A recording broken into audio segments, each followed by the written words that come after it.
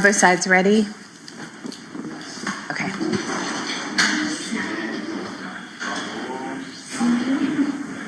Judge, I want to point out that Ms. Day did not stand when she came in.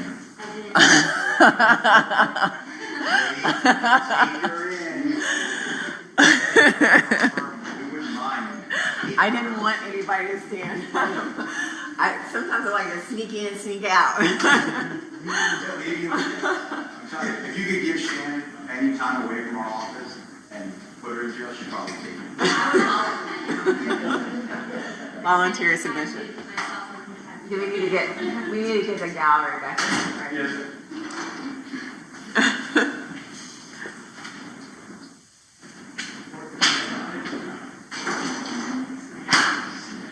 I like to keep y'all guessing.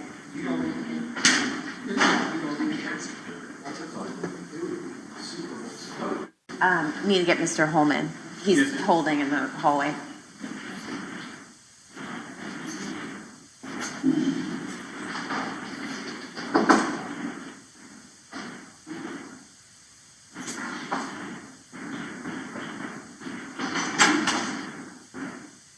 You're in the courtroom, Ron. Thank you.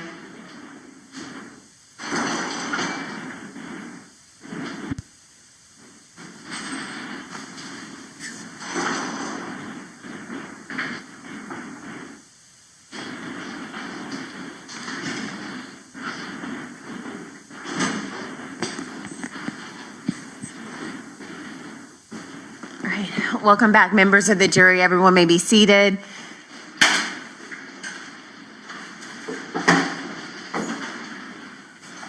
Ms. Stifler, call your next witness. Yes, Your Honor. The state calls Agent Bobby Blythe. Agent Bobby Blythe.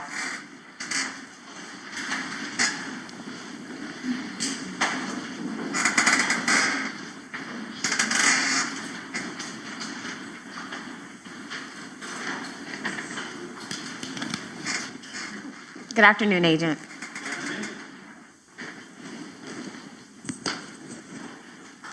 Please raise your right hand to be sworn in. Agent, do you solemnly swear or affirm the testimony you're about to give will be the truth, the whole truth, and nothing but the truth? So I hope you God. I do. Okay, thank you. This way.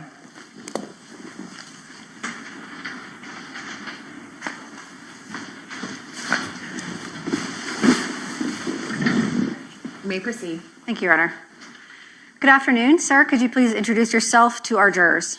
Good afternoon. My name is Bobby Blythe. I'm a special agent with the FBI here in Jacksonville, Florida. Agent Blythe, how long have you worked for the FBI? For about 18 years, since June 2008. And what is your current position with the FBI? I'm a special agent with the FBI. I'm a part of the FBI's cellular analysis survey team. I'm a full-time member of that team, and I'm embedded or detailed here to a violent crimes task force in Jacksonville, Florida. And you mentioned what we're going to refer to as CAST, Cellular Analysis Survey Team. Yes. Can you describe for the jury how long you've been a member of the CAST team? I was certified as part of the cellular analysis survey team CAST in 2022. I started my training process in June 2019. And during that time from 2019 to 2022, worked with an already certified field asset and went through all of our training processes. Your previous positions with the FBI? So my first field office assignment was in New Orleans, Louisiana. I worked a variety of criminal investigative matters from financial crimes to public corruption investigations and civil rights investigations there.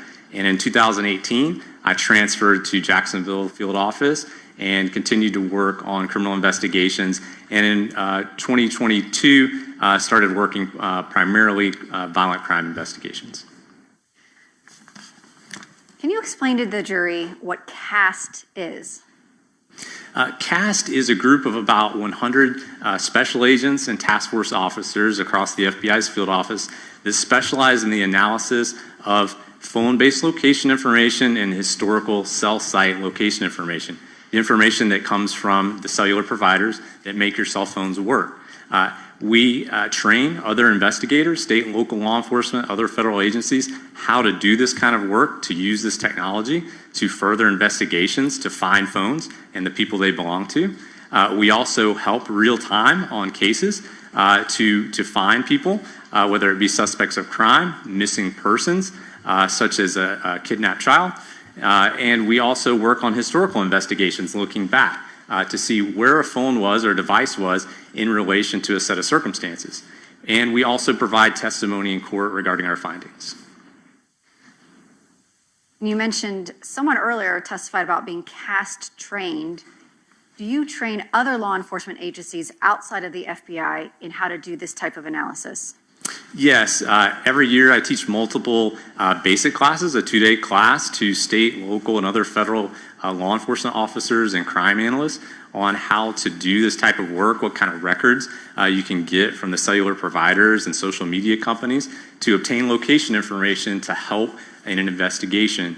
We also teach an advanced class to state, local, and federal law enforcement as well, and we're required to do so to maintain our professional standards. What's your educational background?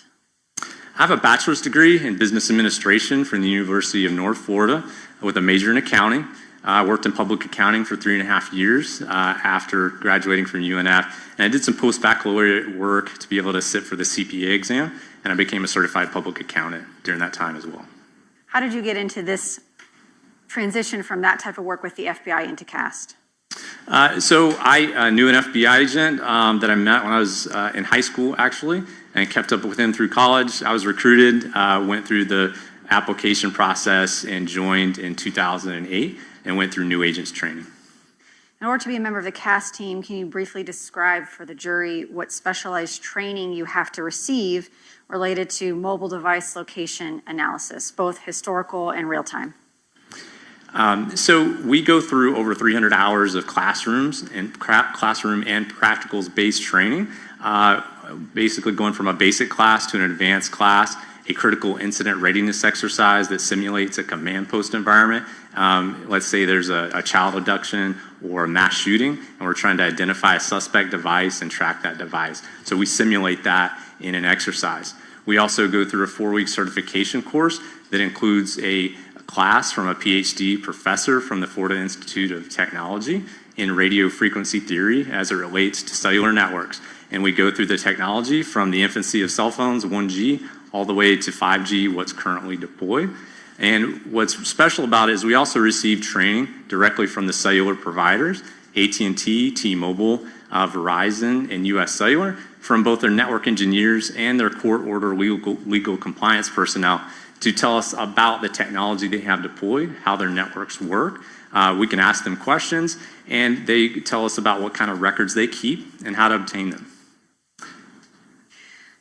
Approximately how many times in your career do you believe that you have analyzed call detail records with location information, historical, I'll start with that, historical records?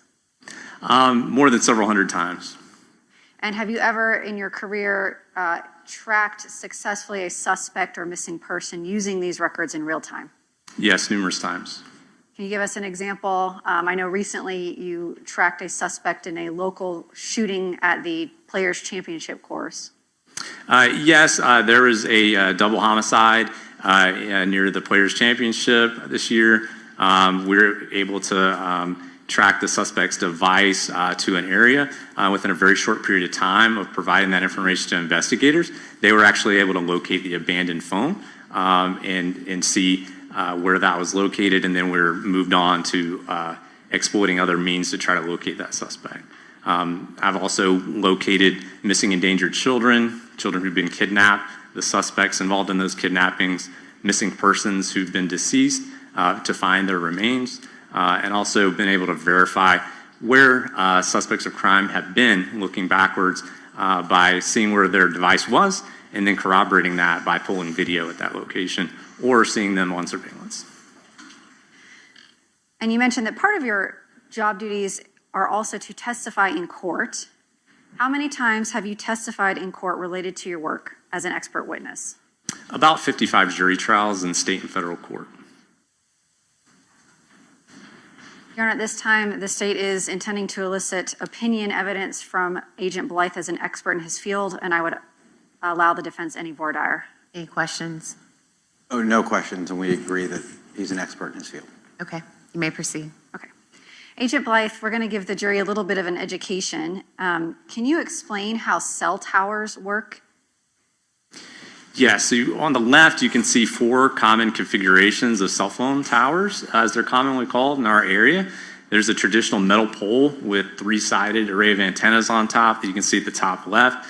They can be disguised as a fake tree or other items. There's a flagpole on the top right, or they can be mounted on different sides of a rooftop to create the 3 sides of a traditional cell phone tower. On the right side, you'll see a diagram. It shows the directions on a compass, north, south, east, and west, and also shows the degrees. At the center, you'll see an overhead image of a cell phone tower from above. There's a dot at the middle of that. So on the maps you'll see today, you'll see a dot like that. That represents the exact location on Earth of the base of that cell phone tower. And then you'll also see these wedges here that represent the outline of a sector as designed by the provider to give coverage in a specific geographic area. Those sectors or sides of the tower are aimed in a particular direction called an azimuth. They use the degrees on a compass to aim the center of those sectors. And so I use that information about where the tower is located and how they're aimed, how many degrees on a compass that the center line of that sector is aimed, to create a visual representation of the cellular network activity for that device and an approximate location. And I should mention that this is States Exhibit 182. This is the introductory slides in your report, which we'll get to in a moment. Yes. So the towers are divided into sectors. How does the division into sectors produce location data in call detail records or call records? So most of the towers in the United States are divided into 3 sectors. So if we only had the tower, we could just draw a dot on a map and say the phone used that tower. But with sector information, we know which side or sector of the tower the phone used at a given time for a specific communication. So we can draw that outline of that sector and show what side of the tower the phone used, which shows a more precise location than just knowing that the phone used the tower by itself. And also just wanted to point out that on the sectors you'll see drawn, there's this arch and a shaded area on the inside. That's simply meant to emphasize the direction of coverage that's being provided by that sector and doesn't indicate the exact location or coverage area of the tower or the location of the exact location of the phone. So on this next slide, is this how you display what you were just speaking about, that coverage, location, direction?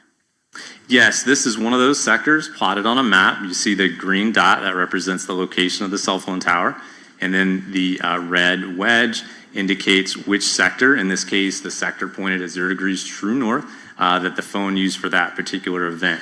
You'll also see other towers on the map. Those are there as a point of reference. We call them reference towers. It's other towers in the cellular network that weren't used at that specific time, but they help aid in the estimation of the coverage area of the towers and sectors that were used. Does a cell phone or device always select the closest tower? Not always, but it usually does. Cell phones are constantly scanning their environment, measuring signal strength and quality, and the phone itself for incoming or outgoing phone call actually picks the tower with the best signal. That usually ends up being the geographically closest tower, but there can be exceptions, such as man-made or geographic barriers in between your phone and the line of sight to the closest tower. What we're just talking about is what we would consider cellular location data. So can you explain to the jury what the difference between cellular location data is and something called timing advanced data? So cell site data, or call detail records with cell site, let's say a phone call, you have information about the tower and what side or sector was used on that tower for that phone call. Timing advance is a different data set that provides a calculated distance that the phone was from the base of the tower. So with that information, we can draw that calculated distance across that 120-degree sector, and we, for the 4G context technology, we map those as 78 meters wide. And so you draw that 78-meter wide band or arc across the sector, and the majority of the time you'll find that phone inside that shaded area. The way that it works is that the tower sends a signal from the tower to the phone, and the phone relays it back to the tower. The network runs a stopwatch on that relay, and then you use a simple equation to calculate the distance that the phone was from the tower based on how long it took the signal to get to and from the phone.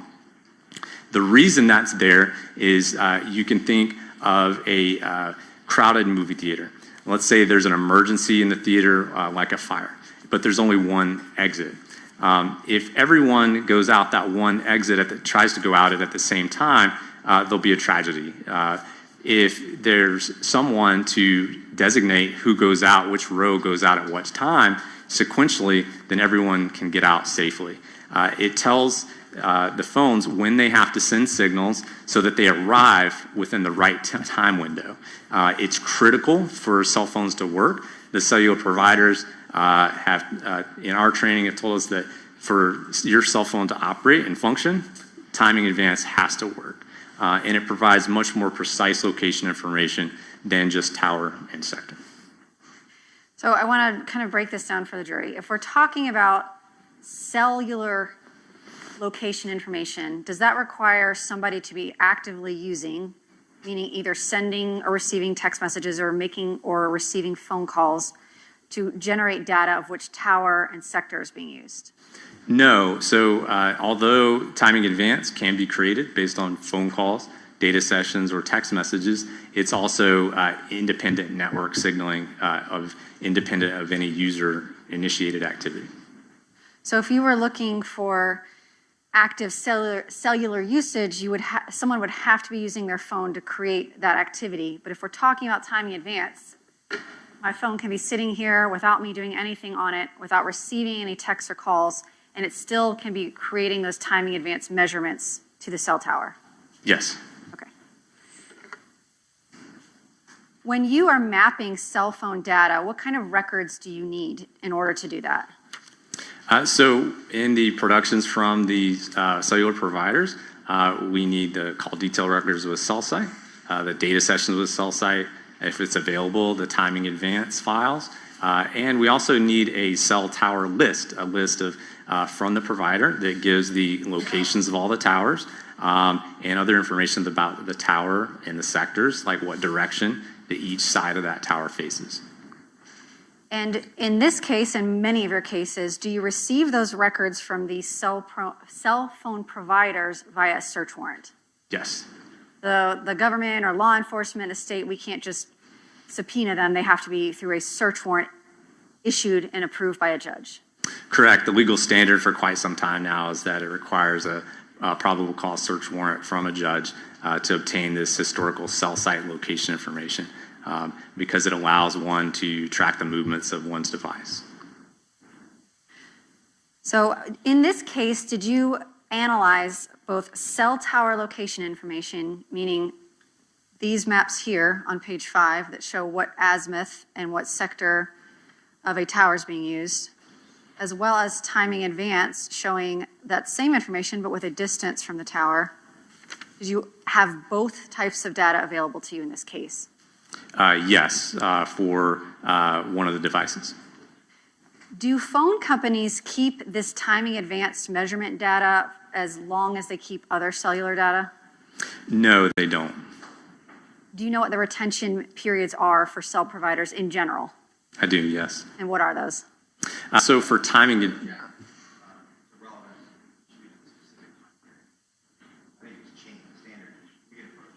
Okay. Or do you want to ask a? I mean, I can ask it differently. Okay. Have the retention periods for these carriers changed since 2022? yes, Do you know what they were in 2022? yes. And what are they? What were they in 2022? Let's start with T-Mobile. What was their retention rate in 2022? For timing advance, it was 90 days.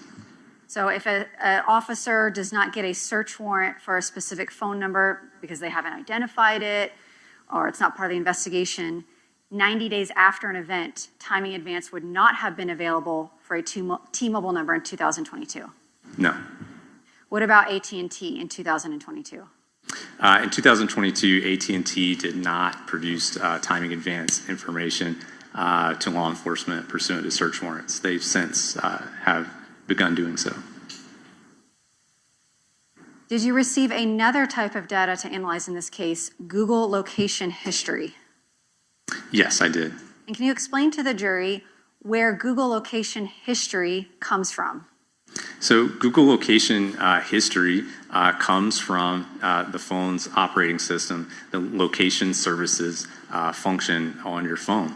The phone is a very smart device that has a function feature called location services. The applications running on the phone are constantly asking location services, assuming it's turned on, for location information.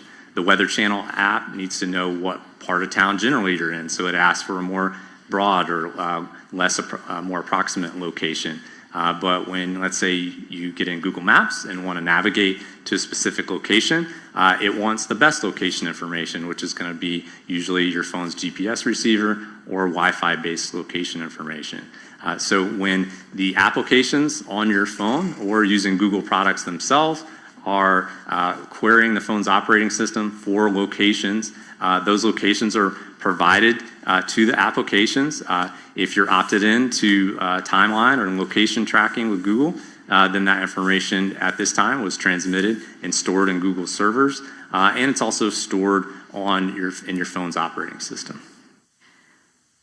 We have 3 types of data available in this case. You have your cell tower information like we see here on slide 5, timing advanced data that you mentioned you were able to obtain for one of the numbers you analyzed, and Google location history. Can you explain to the jury, I'll start with this one, how precise is this data, and can you provide an exact location for a device beginning with cell site location information? So tower and sector, cell site information is an approximate location. Well, how approximate? It depends on the tower density of the geographic area you're located. If you're in downtown Los Angeles, California, where there's towers every 2 or 3 city blocks or more, it's very precise. It narrows it down to a much smaller area. If you're in a rural area where towers are 8 to 10 miles apart, it's a much more broad area if you just have tower and sector. So during let's say a phone call, and you have the tower and sector or side of the tower that was used, the phone has to be somewhere inside the coverage area for that tower and sector. And that's in many ways defined by the tower density. So if you have cell site location information, you would be able to say that a cell phone is somewhere in this coverage range for this direction for this tower. Yes. For timing advanced, how much more precise or how much more exact can you give a location for a specific device? Yeah, so we know that generally the phone's going to be somewhere inside the shaded area of the 78-meter wide band that we can draw across that sector based on the calculated distance. And we also know that the phone, because of various variables in the real world, we know that the phone could be 1 to 2 bands inside of that. And then for Google location history, can you provide a more precise or more exact location for a device with this type of data? Yeah, so this in Google oftentimes is able to assign or show a confidence radius for the location based on which is in many cases related to the source of that location information. GPS, global positioning system data, being the best, usually 3 to 10 meters. So that's going to be a much more precise location on Earth about where that phone is. So let's say you have a 10-meter confidence radius location. You have a latitude and longitude. You can draw that specific point on a map, and then you would go 10 meters out on one side from that location, and then draw a circle all the way around that location. That's the confidence radius, and you can see an example of that here on the right. Thank you, Agent. In this particular case, did you receive phone records, including cellular location history, timing advance, and Google data specific to 3 phone numbers and 1 email address? Yes. Your Honor, may I approach the witness? Yes.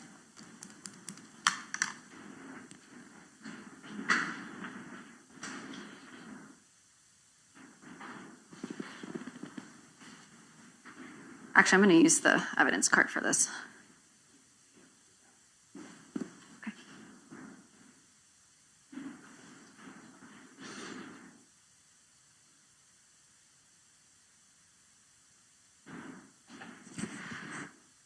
Agent, I'm showing you Exhibit 206. This is a chart of phone numbers and email addresses. It's been entered into evidence. And Is it published? yes, been entered into evidence.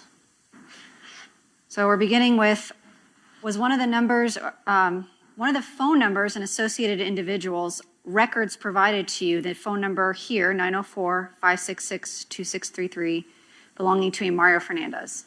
Yes, ma'am. Did you also receive two phone numbers belonging to two different devices with two different IMEIs for an individual by the name of Henry Tenon? And the numbers here, 904-801-7612, 904-442-0513. Yes, ma'am. And were you also provided Google location information for an email address, henrytenon53@gmail.com? Yes. And lastly, were you provided cellular location information for an individual by the name of John Biggerstaff at 904-517-6322? Yes. Mr. Biggerstaff had an AT&T phone number, so you did not have the ability to obtain timing advance data for him. Is that correct? No, ma'am. And for Mr. Fernandez, you received a 30-day time period, or I think a few different time periods of timing advance data, as well as cell site location information. Yes. For Mr. Tenon's phone numbers, you received cell site location information. Yes, that's correct. And Mr. Fernandez and Mr. Tenon both had T-Mobile phone numbers. Yes. And then Google data, how long in 2022 was that data retained, the location data? Well, it depends on the user. So the user, I've seen in investigations, even in my own location history, exploring this myself and my own data, it can be there for years. There is more control because it's not held by a third party. It's actually contained in your phone or your Google Cloud. You can delete data if you want. You can retain it. You can alter the retention lengths yourself for that type of data. Yes, ma'am.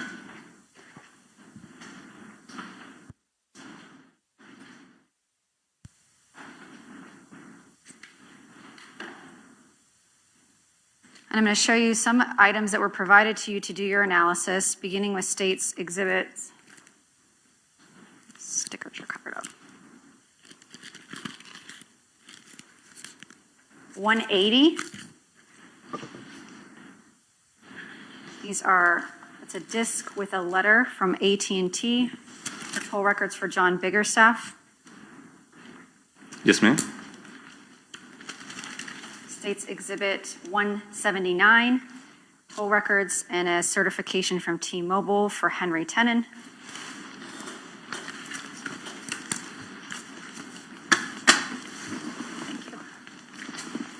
Thank you. Yes, ma'am. And then a disc of toll records and a T-Mobile certification for the phone records and timing in advance records for Mario Fernandez.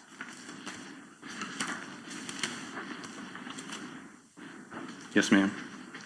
And then you also received Google data, location data from a Google return from Mr. Henry Tenon, State's Exhibit 181.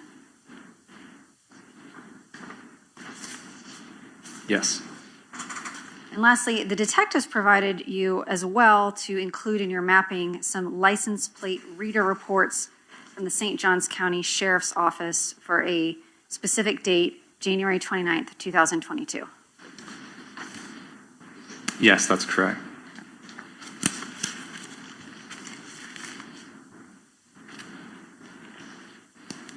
Using the records in front of you, did you plot maps for the cell phone numbers for the individuals Mario Fernandez, Henry Tenon, and John Biggerstaff, as well as the Google data for Mr. Tenon? Yes. Are you also provided by the detectives that request you to do work geographic points of interest, specific addresses, or longitudinal and latitudinal positioning? Yes. And in this case, were you provided some addresses to include 1511 Marsh Inlet Court, a longitude and latitudinal coordinates associated with an area called Pablo Hamlet, 5239 Potomac Avenue, Elite Gymnastics, St. Johns County, 182 Fresnel Lane, and 2180 Derringer Circle. Yes.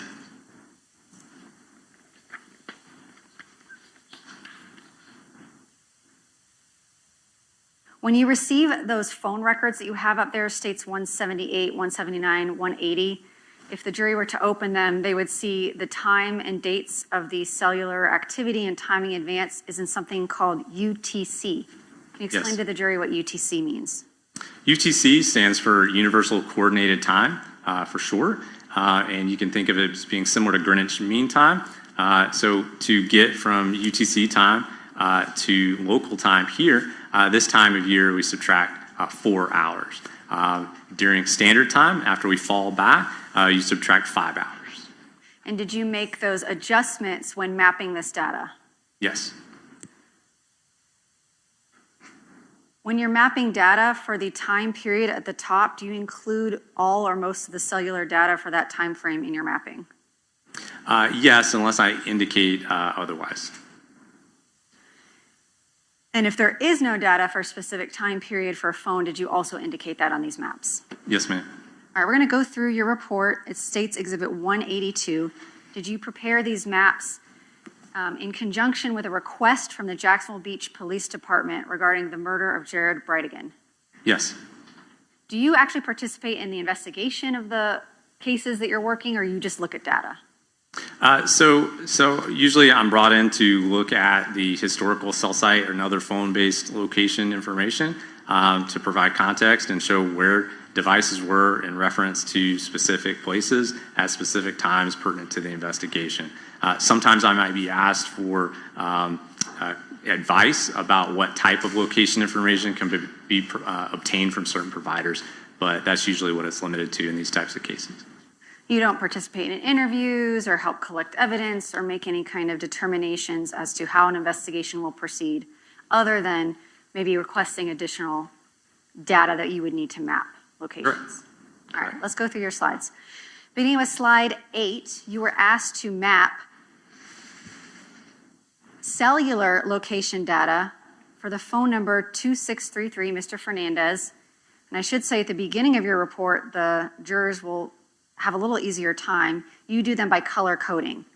So on this map, we're going to have Mario Fernandez is going to be indicated in pink, Mr. Tenon's devices in green and in black, Mr. Biggerstaff's device in blue, and then Mr. Tenon's are going to be those red little bubble dots indicating Google data. Yes. Okay, perfect.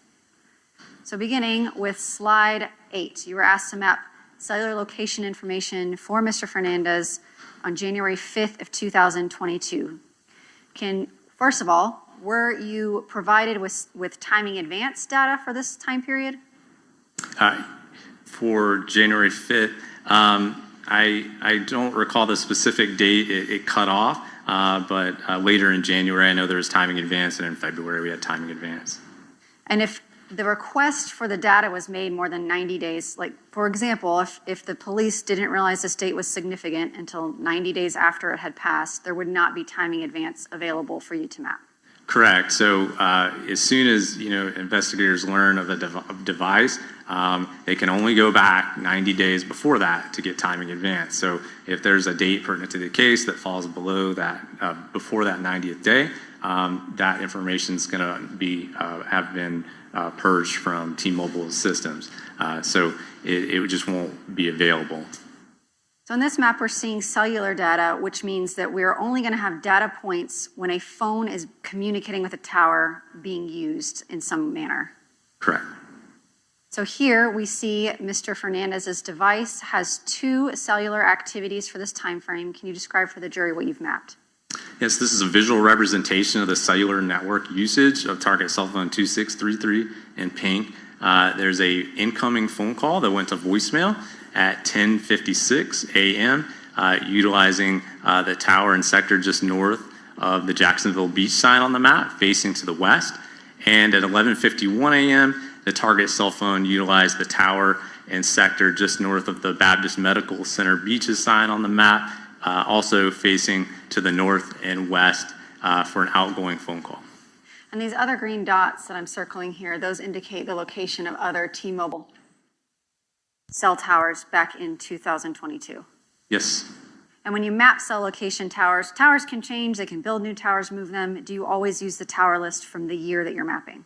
Yes, we use the tower list closest in time to the time of the incident because the network changes over time. Moving on to slide 9, we have a map here for a phone number 7612 associated with Henry Tenon and Google location data for henrytenon53@gmail.com for January 5th, 2022. And before we get started, I want to ask about this box up here. That is in reference to Mr. Fernandez's phone number 2633. What does that mean? Yes, there's no mappable activity for the target cell phone during that time frame with tower sector information. So we can say this device, the data for this day that was available for you to map, we can say the device is in the Jacksonville Beach area between 10:56 a.m. and 11:51. For this time frame, we have no data to say where that phone's located. So cell site are snapshots in time. So they show an approximate location. I can show an approximate location based on those usages on the previous slide for those two specific points in time. So for Mr. Tenon's cellular device and his Gmail account, which was linked to one of his cellular phones, can you explain what your mapping indicates to you, in your opinion, based on your training and experience? So this shows the movement of the target device, the device using the Gmail account, and the target cell phone 7612 in green away from the Tenon residence, the area of the Tenon residence, 5239 Potomac Avenue, south and east, and then east towards the Jacksonville Beach area by 5:57 and 11 p.m. indicated here on the right side of the map. And this flag you have here corresponds with the legend. That was an address provided to you by detectives in the case. Correct. Same with what we're going to call Fernandez residence, the location of interest as Pablo Hamlet, and the location of the crime scene on Sanctuary Boulevard South. Yes. And we're getting a more close-up view of Mr. Tenon's Google location data on January 5th. Again, we see this box here. And can you explain again what that means as it relates to this slide? Yeah, so there's no mappable activity for 2633, the pink phone, during the time frame. And there's no timing advance available during this date due to the retention period and when the records were obtained.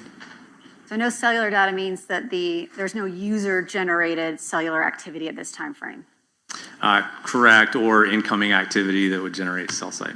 So 2633 is not making or receiving any calls, sending or receiving any text messages at this time frame. So with T-Mobile, they don't retain cell site for text messaging. We'd have to look at those records, but for the phone, there's no phone calls incoming or outgoing generating cell site during this time.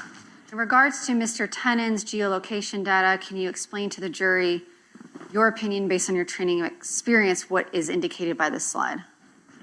So this shows the movement of the target device accessing Henry Tenon 53 at gmail.com, moving south between 5:58 and 6:06 p.m. along South 15th Street, and then turning on Fairway Lane. And these boxes indicate the time for this particular point, so these correspond. Correct.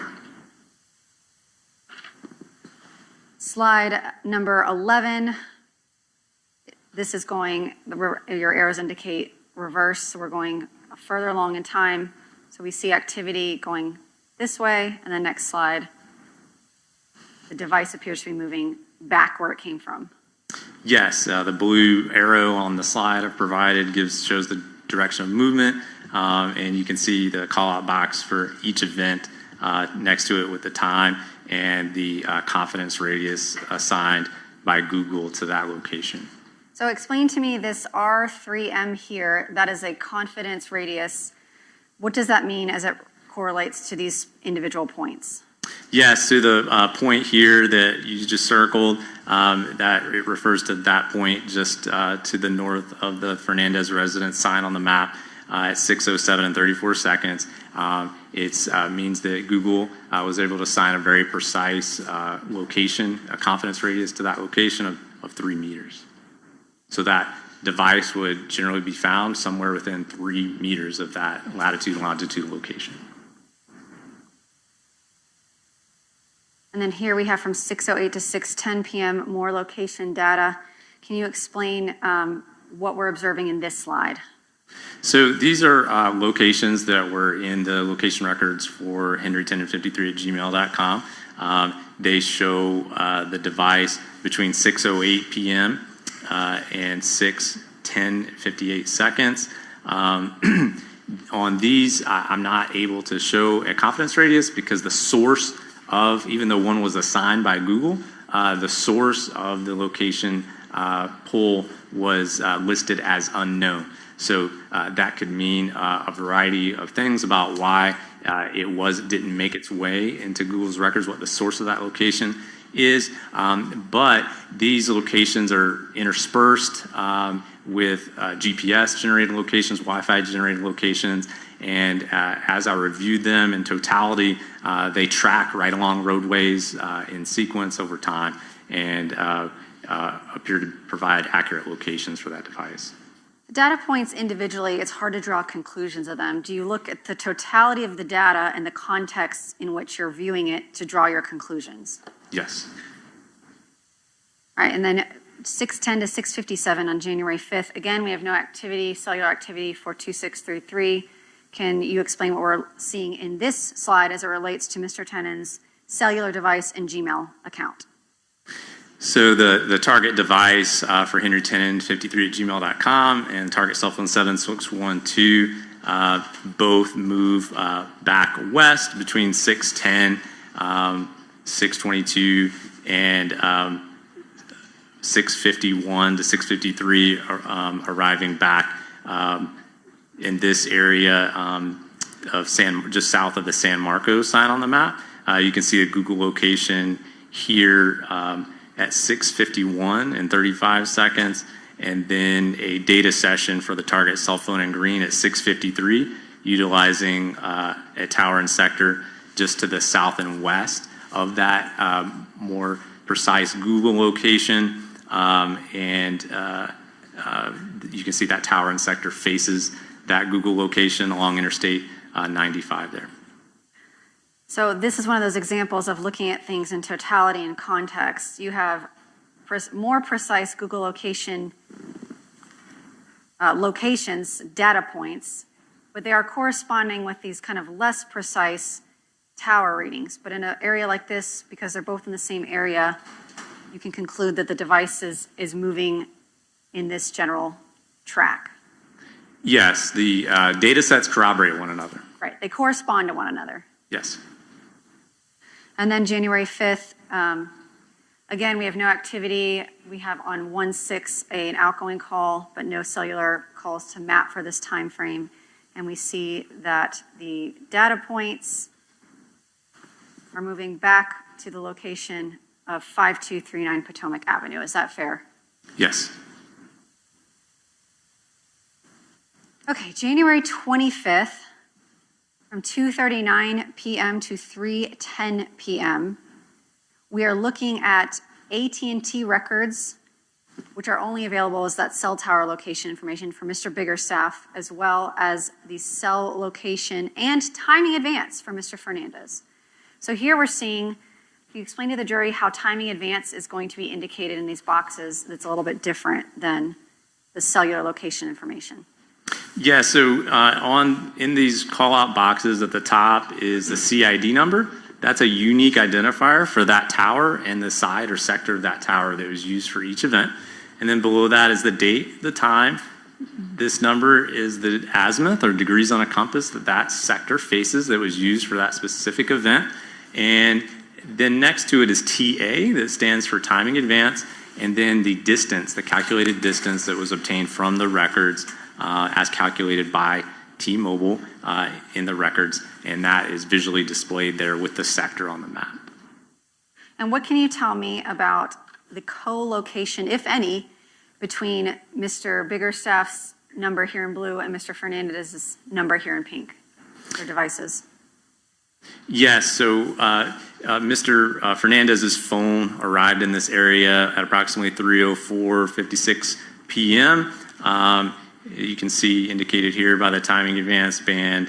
And meanwhile, Mr. Biggerstaff's phone between 2:42 and 3:08 p.m. utilized the tower and two sectors on that tower in the vicinity of 2180 Derringer Circle during that time. So then the timing advance at 3:09 and 3:10 shows a calculated distance for that target cell phone during that time that overlaps geographically with the Biggerstaff residence. So it shows potential co-location of those two devices in that area.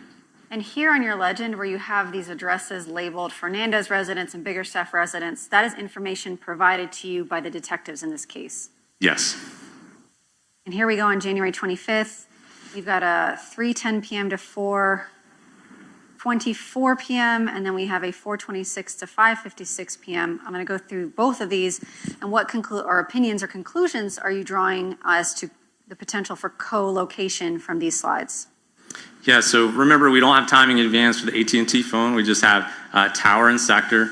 The blue or AT&T phone for Mr. Biggerstaff was utilizing the two tower and sectors located here in this area near McCormick and Monument Road, just to the east of the Biggerstaff residence at 3:26 and 4:24. Then during this time frame, there's multiple timing advance events with three different calculated distance, putting the phone in that the area here defined by the three timing advance bands during that time. So it shows potential co-location of the two devices during that time. I guess I should have specified this earlier, but this little blue dot indicates an AT&T tower and this little green dot indicates a T-Mobile tower. So the T-Mobile phone would use this one and an AT&T phone would use this one. Correct. And then we see here on slide 17, Mr. Fernandez's phone with a timing advance appears to be leaving what's been labeled as a Biggerstaff residence at 2180 Derringer Circle, and his path of travel is consistent with, in your opinion, a return via roadway back to the Jacksonville Beach area. Yes, ma'am. And then on January 25th, 6:27 p.m. to 9:23 p.m., what opinions or conclusions can you draw from this? Yeah, so the target device 6322 in blue remained in the area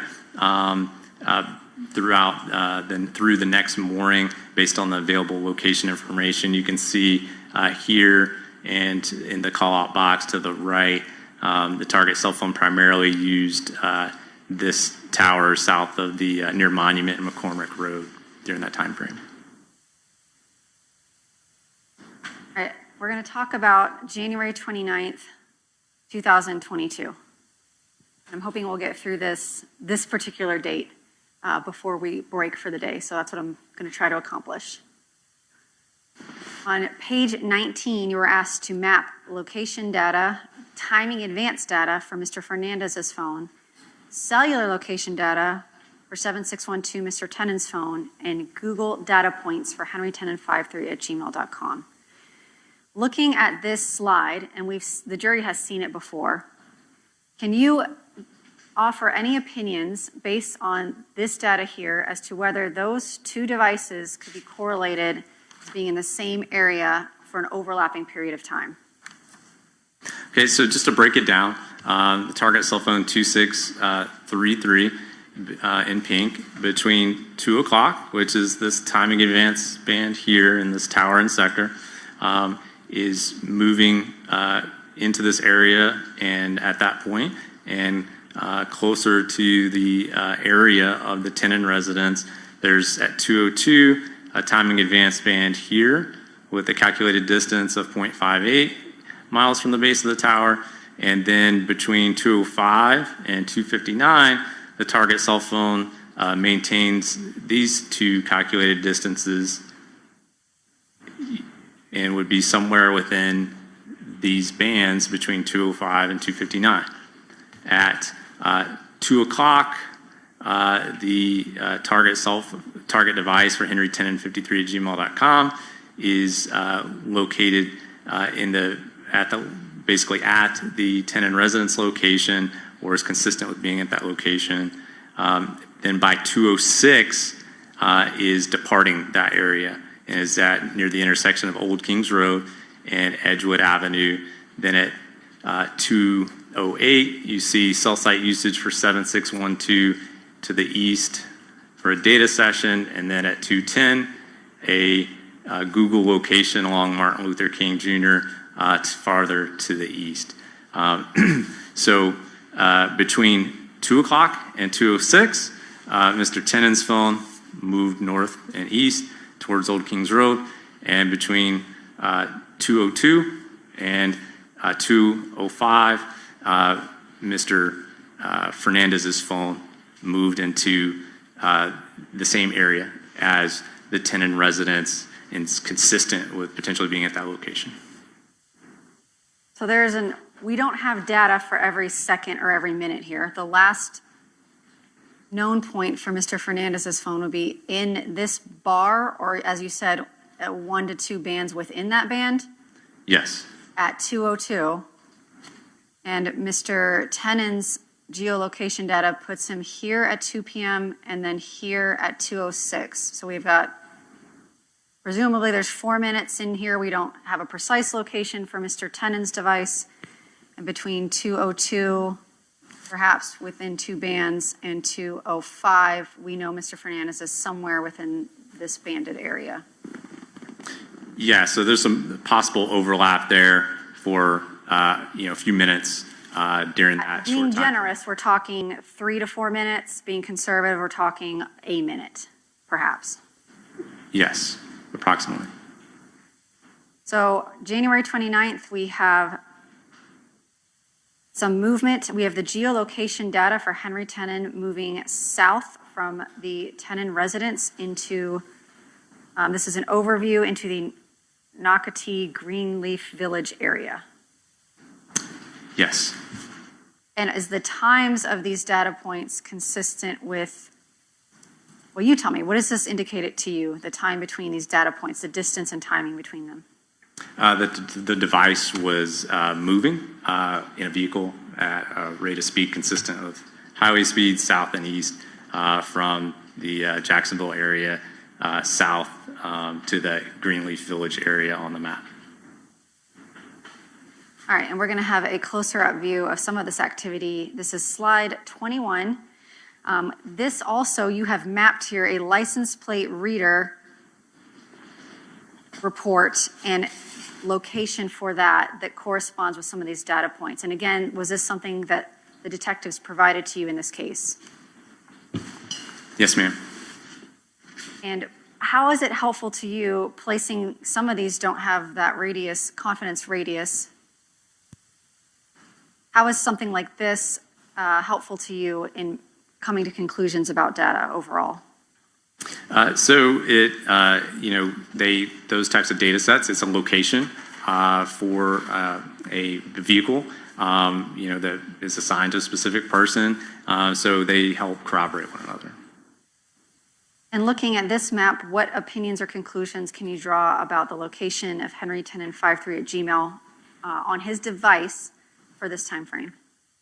That it moved into the area at approximately 2:46 a.m. here near Racetrack Road, and then moved south, and then east along Nocatee Parkway, then south toward Valley Ridge Boulevard, and then south and east along County Road 210. And I'm sorry, you said AM, you mean PM? I'm sorry, PM. Slide 22, we have another license plate reader report, and that also corresponds with one of your data points. Can you tell the jury what conclusions or opinions you can draw from the data on this slide? So at 2:45 and 13 seconds, the target cell phone moves, and here is located here. It moves into the area, and so Again, this is just zoomed in of the previous time frame we were showing the location of the target device. On this slide, slide 23, we see two areas of interest, and those were provided to you by detectives in this case. One is elite gymnastics at 175 Cumberland Park, and the other is an address that was advised to you to be the location of the deceased victim in this case at 182 Fresno Lane. Yes. And can you explain what the data indicates to you from this slide? So the device remained stationary for a few minutes between 256 and 259, just east of Interstate 95 along Old County Road 210. I'm sorry, before that, it moved from the north and east near 210 and Beacon Lake Parkway. Here, south and west along Old County Road 210. Slide 24. We have here the area of interest indicated as elite gymnastics. Can you tell us what the data indicates on this slide? Between 3 o'clock, indicated here along Old County Road 210, where we left off on the previous slide, the target cell phone moves back north and east towards along Old County Road 210, and then turns south, moving towards the elite gymnastics location, moving south of it, and by 3:05 and 53 seconds, and then back north up the same road. And we see here this data point for geolocation as 3:05:53. The next data point, correct me if I'm wrong, timing-wise, would be this 3:06:40 Yes, ma'am. here. So 3:05, 3:06, and then 3:07, 3:07. Correct. Coming back out this way. Okay. 3:04 to 3:07 p.m. is just a more close-up view of the data we just looked at. Yes. Slide 26, can you explain to the jury what we're looking at here?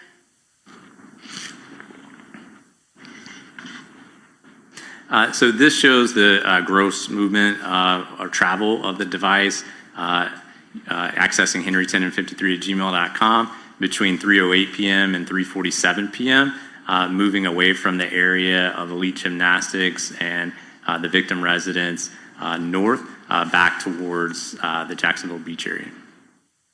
And on that route, we have 3:08 to 3:13. We have an area of interest here. Can you indicate to the jury what the data on this slide is showing you?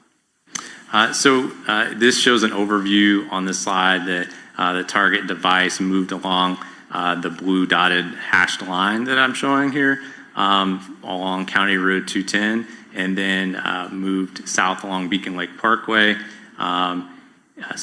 stopping here along at this intersection of with Beacon Lake Parkway and Lynn's or Fresno Court, and then moved back north and then north and east away from the area. And here we have some more data location points showing, I guess, a more zoomed in view and fewer data points from that previous slide. Can you explain what is indicated here? Yeah, so I just zoomed in and showed a little bit less data points for presentation purposes, and now I'm showing the specific times and confidence radiuses when available for those locations, showing the movement of the target cell phone north and east along County Road 210 west, then south on Beacon Lake Parkway, and then after this point, the phone moves out of it, back north and out of the area. And here we have in new time order movement from 3:09 to 3:11:00, 3:11:02, and then here, coming back to this data point, 3:11:48. Yes. So 48 seconds later. Yes, ma'am. So back to 5239 Potomac Avenue during this time frame, we're looking at timing advanced data for Mario Fernandez's cell phone. Can you tell us what is indicated in this slide? Yes, a lot of data on the left, but this device was receiving a lot of timing advanced signaling during this time frame with 3 different calculated distances ranging from 0.39 to 0.48 miles from the base of the tower between 3:04 and 3:45 p.m., which overlaps geographically with the Tenon residence location. And you can see the shaded area of those 3 bands. And here we see a bunch of timing advance recorded data, which means what we talked about earlier, your phone communicating without you generating any kind of activity with the tower. Was there any cellular activity, user-generated or user-received cellular activity for this time frame? No, ma'am, not during this time. And then here, Mr. Tenon's Gmail location data, again, corresponding with another license plate reader report. And this is in down here from Ponte Vedra for this LPR hit. And what does this indicate to you? So this is at 3:37 and 47 seconds on January 29th. There's a Google location nearby, very close at 3:37 and 45 seconds. And then that shows that the phone, the device accessing Henry Tenon 53 continued to move north along 3rd Street and then towards the red flag crime scene location. And here at 3:43 p.m., we have a Google location point on Sanctuary Boulevard South with a confidence ratio of 4 meters. So can you say with a degree of confidence and certainty that that plot point is in particular a pretty precise location? Yes, ma'am. Indicating that Mr. Tenon's device was at Sanctuary Boulevard South at this time period. Yes. And then from 3:48 to 4:23, we see, well, you can tell me what we see, but Mr. Tenon's device appears to be traveling back to the vicinity of 5239 Marsh Inlet. I'm sorry, 5239 Potomac Avenue. Yes, you can see that the target device and 7612 target cell phone in green, they appear to move together. 353 event here, 356 here along JTB or Highway 202, through 403 here near South Point at 95 and JTB. There's a Google location there at 403 as well. Then 409, there's an event from Henry Tenon 53 and also the target cell phone 7612. And then arriving back in the vicinity of the Tenon residence at approximately 4:20 p.m. During that time, target cell phone 2633 in pink utilized the same tower and sector that we were looking at before between 3:48 p.m. and 4:23 p.m. For several timing advance events. And during this time frame, although Mr. Fernandez's phone is recording those timing advance data, was there any user generated or received cellular data for that time frame? There's no phone calls to map during that time frame, no. And here we see that Mr. Tenon's device is located with a confidence ratio of 30 meters at this general location, and you've made that a little bit of a bigger data point. And Mr. Fernandez is in that timing advanced band with a recorded data at least at 4:20:30 and 4:23:34. Yes, so within about 18 seconds, there's a timing advance band of 0.44 miles, which is roughly the same distance that the Tenon residence is from the tower. And here we see, I guess, a more close-up view of that. Yes. We see that they are co-located, potentially the device is co-located for a time period of at least 3 minutes. And then here on slide 33, we see the pink phone belonging to Mr. Fernandez beginning to travel away from the residence. Can you describe for us the route of travel? Yes, ma'am. The phone moved south and east along Highway 23 through the downtown Jacksonville area and then across the St. Johns River, Matthews Bridge, between 4:25 and 4:37 p.m. Apologize, I accidentally drew that large. Can you describe to me what this box means? You have both the pink and the green in one box. During that time, both target cell phones, again, about 3 minutes apart, 421 and 424, both target cell phones use the same tower and same sector. And then we see that Mr. Fernandez's phone moved from this band to this band with a reading here at 425. Yes.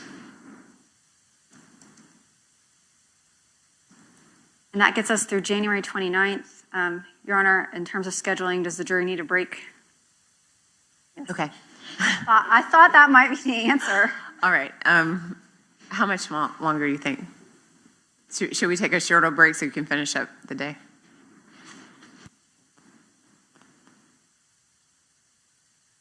Yes. Okay. We'll take 5 minutes. Just refresh yourselves really quick, and you can buzz when you're ready to come back out.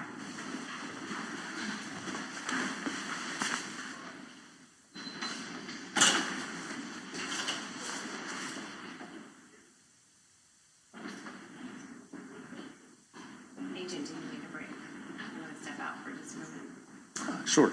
Okay.